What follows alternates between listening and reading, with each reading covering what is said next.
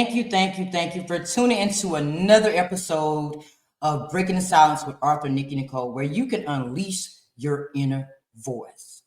So, today's guest is Miss Rachel Jenkins, aka Poet, Eloquent Pearlfection. She is from East St. Louis, Illinois. She began writing at a young age, and as she got older, she started expressing her thoughts to the world. Rachel's goal is to inspire others to find creative ways to express themselves as well. She has been featured in several open mics, community events, conferences, and she's been guest on several podcasts. So, after the countdown, I want everybody to please welcome this amazing woman to the stage. When you're confident in your authentic self, I'm telling you, life don't just start opening its doors. So the next time that you look in the mirror, honey, smile and enjoy the view. So all the beautiful ladies at Film Fest 7, this poem right here is just for all of you. When you're confident in your authentic self, I'm telling you, life don't just start opening its doors. So the next time that you look in the mirror, honey, smile and enjoy the view. So all the beautiful ladies at Film Fest 7, this poem right here is just for all of you. When you're confident in your authentic self, I'm telling you, life don't just start opening its doors. So the next time that you look in the mirror, honey, smile and enjoy the view. So all the beautiful ladies at Film Fest 7, this poem right here is... Hello. Hey. How you doing today? I'm doing good. How are you? I'm doing well. Excited to be here. Thank you so much for being a guest today. Thank you for having me. So tell me, how did your journey start as a poet? Yeah, so when I was about 7, one of my teachers had a poet come and speak to our class. And I just remember just really loving the way that she was able to just kind of like express herself and her thoughts. And at the end, she gifted everyone a notebook and a pen. And so it kind of just started there of me just finding a way to express myself, because I grew up just really shy, but also like really sheltered. And so for me, it was just like a safe place of having a way to write out my thoughts, and not really feeling comfortable all the time of saying them out loud. So that's how it started. And more recently, I started actually, sharing those thoughts on stage. Awesome. So tell me, what is the inspiration behind your name? How did you come up with the name? Yeah, so part of my name actually stems from my line name. So I'm in a sorority. I am a member of Alpha Kappa Alpha sorority, and my line name is actually Eloquent Pearl. And they gave me that name because they knew even back then I was writing, and said that they felt that even outside of poetry, anytime I would just have something to say, they always would notice, like, a lot of times I would be quiet, but when I had something to say, it was worth listening to. And they said that they felt I always had a way with words. And so I took that and then just added the last portion on of just mixing the word pearl with perfection, because I am a bit of a perfectionist, but you know how it is. We always can be so hard on ourselves, but I just wanted a name that was really unique, where anytime I entered a room, if somebody says Eloquent Pearlfection, nobody's ever going to be like, so which one? I like that. For real. That's a very creative name. But the fact that you got all that going along with it, wow. So you just took it and ran. Yep, took it and ran. It's so crazy how sometimes things in life, you never know what it could turn into later. Awesome. You're right. Now, I agree completely with that. So how did you know that writing was your creative outlet, and where did it start from? Honestly, I feel like for the longest time, I didn't even look at it as an outlet. It was just something I was doing. But as I got older, I definitely realized like how therapeutic that was. Because you know how sometimes there's certain things we do where it's just like, oh, this is just a hobby. It doesn't mean anything. Or sometimes just being nice and kind to people, you don't think it's a big deal, but to them, that means the world.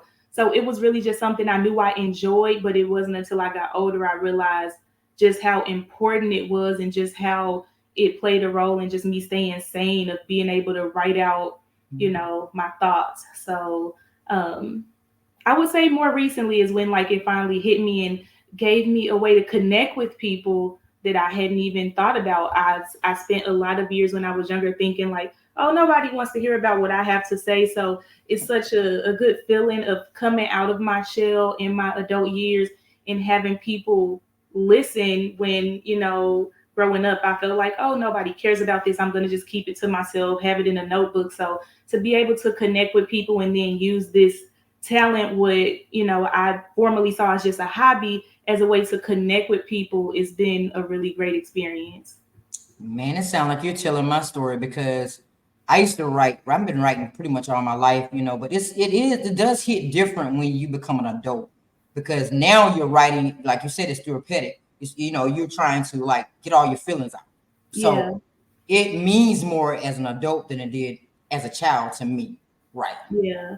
Because we're Because able to have a better understanding now versus as a kid. You're just doing stuff. You're not thinking about the logic behind it. You're just doing what feels right to you or what's fun and all that stuff. right, exactly. So, what are some unconventional ways you think that people can express themselves besides writing? I would say going for a walk is a good one. Traveling, I think, is another good one. I think that one's actually kind of underestimated, where I feel like traveling can help a person find themselves by being able to just explore different cities, different places, different food, different types of people that they don't normally interact with on a day-to-day basis. But aside from those things, I would say anything that kind of challenges you a little bit and takes you out of your normal day-to-day activities, but also involves a little bit of like peace and quiet. Sometimes just literally just being in a room and just sitting in silence without having the distractions of the TV or the radio and all this other stuff, not being on social media, being able to have a clear mind. Like there's a lot of different ways that people can kind of have that outlet, but it definitely varies depending on what a person is interested in. But I would say some of those are ones that I find ways to also, you know, get myself back on the right track outside of poetry. What's funny is I can get behind this mic on the podcast, but you remember I reached out to you the other day and you gave me some advice about Yeah, about about reading a performing. poem. I can't do that. I can't do that. Why? Do you overthink it or Probably, probably, or I'm just it's probably that fear still peeping out. You know, yeah, fear. What are they gonna think about this poem? Maybe I shouldn't show that side yet. That type of thing. So I don't know, but I was off the camera that night when I recited. yeah.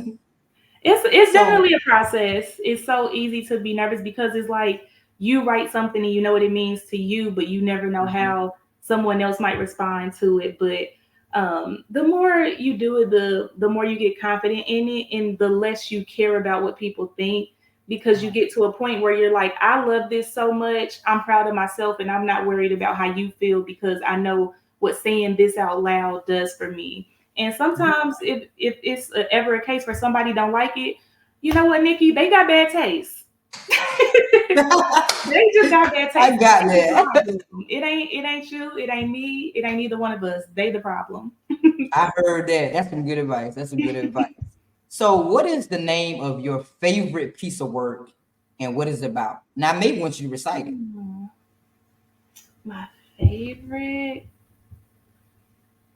I would say my favorite right now because I feel like it kind of changes depending on like what I've been writing or what time of year it is. But I would say my favorite right now is one of the more recent ones that I wrote, and it's called Handcrafted Masterpiece. And I think it's the first poem I've ever wrote that kind of just like embodies like who I am, of Mm, describing who I am to a person that like maybe has never seen me before, whether that's performing or doesn't know me in regular life. So I feel like it's just like a summary of like who I am as a person. So I would say that's my favorite right now. okay. So, you want to recite? Of course. Pick up the most expensive paintbrush, and you wouldn't be able to find another woman who matches my essence. When you grab a dictionary, you see my face next to the word blessing. I am a masterpiece, handcrafted to perfection. Words come together so eloquently. Anytime I open my mouth, be prepared for a lesson. Because the things that I've endured makes me come in life with all I've got.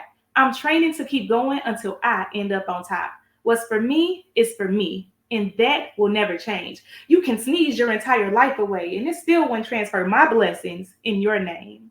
I'm a nerd when the time comes, sexy on the club night, singing praise on Sunday. I believe in balance. I'm the versatile type. I adapt to any situation. Picture me in any setting. It's beneficial to know me, no matter what side you're getting. Poetry, hosting, acting, I do it all. Singing, dancing. You need an artist? Go on and make that call because I'm going to be me, no matter where I stand. I'm Rachel J, aka Poet, Eloquent Pearlfection, and this is who I am. Ooh, what it do? Snap the fingers. Thank All you. right, all right. I like that. I love that. That was So that's good. my current favorite. That's one of my newer poems. Awesome. I love that. For real, for real. Thank you. So what do you feel was your best performance? Ooh, my best performance. That's a tough one because I try to like always top whatever the last thing is that I did. But I would say if I had to pick out of all the stuff I've done thus far, I would say my best performance would be the open mic that I headlined last month. And it was because I took myself out of my comfort zone to add different elements. So the poem I just did, I actually started with that poem. That was the first time I ever had let anyone hear that one. But I feel like I challenged myself a bit more. So last month it was National Kidney Month, and so one of my brothers, he's been dealing with kidney failure for years. So I wrote a poem that I dedicated to him, and I got a little bit emotional, but I just wanted to make sure I was able to raise awareness. And that was the first time where I took it upon myself to say, you know, I have this platform, I have this audience. I can raise awareness for something that I care about and it means so much to me. And so that was the first time that I had performed that poem. I wrote it for that open mic. That was the first time he heard it. And I gave him a heads up ahead of time, but also did like a social media campaign afterwards. So that was my way of letting people know, hey, here's what I got coming up. I want to raise awareness. So that was a nice moment. And then also the way I closed out the show. So everyone in my family is talented, but we've never performed together. And so I closed out the show with all of us singing. And then my oldest brother, he played the keyboard. My brother Isaac, he played the bass guitar. And it was really on a whim. I got the idea just randomly at a coffee shop. And I was like, man, like they've been in the audience supporting me and nobody. I was like, you guys, we should perform together. But everybody's schedule is completely different. I had a sorority conference in the midst of that. So we got literally like one actual practice and then just went for it. But the response it was really good. So I would say the last one has been what I feel is my best performance just because I switched it up and was able to include my family and share the spotlight with them. So that was a really special moment. Wow. Yeah, that poem, I think you should open up with that poem and then go flow right into the next poem you have. That's gonna trust me, that's gonna win every time. Yeah. Trust me. Thank you. Nice, nice. So what do you do outside of poetry? Man, I didn't expect it to like take over and be able to hit the ground running as much as it has. So that takes up quite a bit of my time along with work, of course, but then also trying to make time to go to the gym, going to sorority events, but then also still trying to have a social life. So I would say those things are like the main components, and then still trying to make sure I'm at least going to church a few times per month too. So that's like the main things I kind of juggle. And it's like by the time I'm done with all that, it's like, okay, I can eat, sleep, and then start all over the next day. So You sound that's like kind of the me. routine. Yeah. Because it's like Man. for some people, it might not sound like much, but when you're a busy person, you break down how much time each individual thing takes of having events and promoting them and showing up and networking and all that. It's a lot. You ain't got to tell me. It's Yeah. it's it's a lot. It's a lot. Like podcasting, since I've started this podcast, I probably can count the hours that I've had sleep on one hand. Yeah. And it just takes up a lot of time outside of working and everything else that I got going on. But it's my vision. So Yeah. hey, So it's like we gotta make it happen. I like tell like my non-entertainment friends all the time, I'm like, man, there's so much I need a team, and they'll laugh because they don't get it. I think in their mind, they're like, oh, you just go to an open mic once, a bunch of people just scout you and then just give you opportunities. It's like, no, you gotta keep no, going. We're our own social media manager, our own booking agent. Like it's a lot that goes into all of this where I think they're like, oh, people know about you and they just give you opportunities. Like, I wish. No, it's not that easy. You got to get out there. You got to Yeah, get out there we and wear a educate. lot of hats. Right. Would Like make it look easy. That's probably where they get confused. They like, you don't look stressed. shoot. I Like, have a team, but as far as the production and everything, like the big roles and everything, mm-hmm. that's me. And Gotcha. so I can agree that when you're wearing all those hats, it can get tough. But I'm finding ways to try to make it easier. You gotta do the same thing. You gotta find a way to make it easier for you where you can free up some time. Or you're gonna be Yeah. wore out. You're gonna be wore out, seriously. Yeah, it's definitely a learning process. So June will be 2 years of me consistently performing. So as I navigate and learn more, I'm finding ways to just, make it easier, but still get the job done. All right. Have you thought about going to the Grammys? No, I don't even know how like I would go Hmm. about that. So I got a connect for you. Oh, I'm She did. excited. She deals with Grammy nominated. She can get you to that point where you can be Grammy nominated. Okay. Well, yeah, Um, definitely, send me that information because I'm like, I don't even, I'm like I said, I'm still navigating and learning. So it's a lot I know that I still don't know with not being right, new, but still being kind of new. So I'm right. just trying to be a sponge and soak up all the information. She's a PR, actually a PR agent. She's actually gonna be a guest on my show too. She brung me in my first part of the podcast. I actually interviewed one of her people that was actually Grammy nominated. Oh, She's that's been Grammy cool. nominated twice for spoken word. And I didn't know that was even a possibility until Yeah, she told me. But it's really difficult to get to that point, she says, because it's like you and everybody else. Like right. one person only wins. It's not like no runner-ups, nothing. But I think that's the experience that you deserve it. Yeah, thank you. So I definitely get you the information, and that way y'all can connect with each other and take off. Yeah, sounds good. So, with the rise in like mental health issues, do you think writing or other forms of expression would help youth if like presented in schools? Definitely. Simply because it helped me, school, that was my introduction to it, of having one of my teachers bring somebody in. And I think with just the rise of social media and how fast paced the world moves in comparison to the way it was when I was younger, it was like, yeah, technology was around, but a lot of these kids, they don't even know how to have fun or be an individual anymore. They're looking online to try to figure out who they are. And not to say like, we weren't influenced by certain things, but it's just, I feel like they don't really know how to even navigate certain situations. It's always interesting to me where, like, if I'm just out for a walk in the park or something, and me knowing how excited I used to be to get on the swings and do all this stuff when I was younger, and then there'll be like a group of kids like on YouTube watching other people have fun. So I definitely think that a lot of people don't really know how to express themselves anymore, which is why a lot of people are just so quick to resort to violence and all this other stuff because they don't know how to talk. They don't know how to write out their feelings. So, they're just trying to live in a way where they look cool on social media, but they don't even know how to deal with things in a healthy manner. So I definitely think that that would be beneficial, especially with technology being on the rise the way it is. People don't even know how to have conversations anymore. They just, in their phones. But the crazy part about it, as a culture, though, we have gotten so comfortable with not being able to express ourselves, especially when it comes down to like therapy. We Yeah, don't believe in going to therapy and talking to a complete stranger about your feelings, but that actually can help with healing a lot of things within your life by sitting down and talking to someone. And I, for myself, can say that I at first thought that too, because when you raise a certain way, then you kind of don't see no other ways until you start getting out of yourself and you're like, okay, well, yeah, talking to that person may help me with some of the issues that I have. But that's another thing, and people don't take therapy serious, and they don't write. But I'm not gonna say they don't write because people still read, people still yeah, write. But it's not the younger generation, like you said. yeah.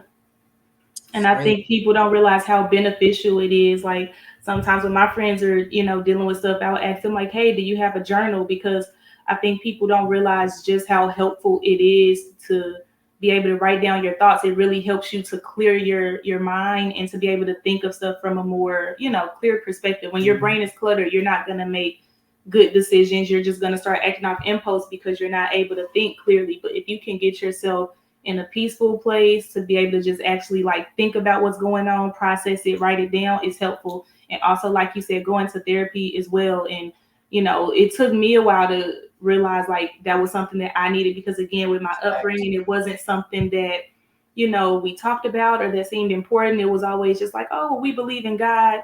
But also God created therapists for a reason, because it's necessary, and it helps us to heal from things that we aren't able to heal from, and is necessary. It provides a lot of growth and a lot of clarity, and a lot of people sometimes will complain about how their life is, and it's because they're still holding on to old stuff, and you can't move forward if you still living in the past. So I wish more people would embrace that. I'm seeing it, you know, kind of get to a place where it's more talked about now and more acceptable, but hopefully it'll continue to go that route. Right. Hopefully, I mean, society has to change in some type of way, because, like I said, expressing your thoughts to someone that you don't know is a way to just get it off your chest, because sometimes you can't talk to the people that are close to you. You know, that's the sad part. So, what is some advice you can give to the community about writing and finding that inspiration like you did?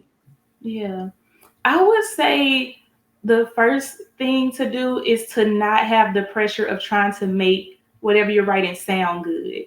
The easiest way to actually write something and to really get stuff off your chest is to just write whatever is on your mind. It doesn't even have to make sense. It doesn't have to be a poem. It doesn't have to be the world's best paragraph. Just write whatever comes to mind. And even if you are trying to write a poem, sometimes that's how I get some of my poems started, is to just write what's on my mind. And then eventually the words will kind of just group up together in a way that slowly starts to make more sense. So take the pressure off of overly thinking about, oh, how does this sound? Or this doesn't sound cool or right or whatever. Whatever's on your mind, just write it out. Awesome, awesome, awesome. So I'm coming down to our last question, the most important No, I don't want to go. The most important question for you: how can people follow your journey as a poet, and how can they support you on this journey? Gotcha. So they can follow me at the stage name that they see listed here. I have that a Facebook page with this name, TikTok, as well as YouTube. On YouTube, under the shorts tabs, you'll see some clips of some of my poetry videos, as well as on TikTok, you'll see kind of a mixture of things.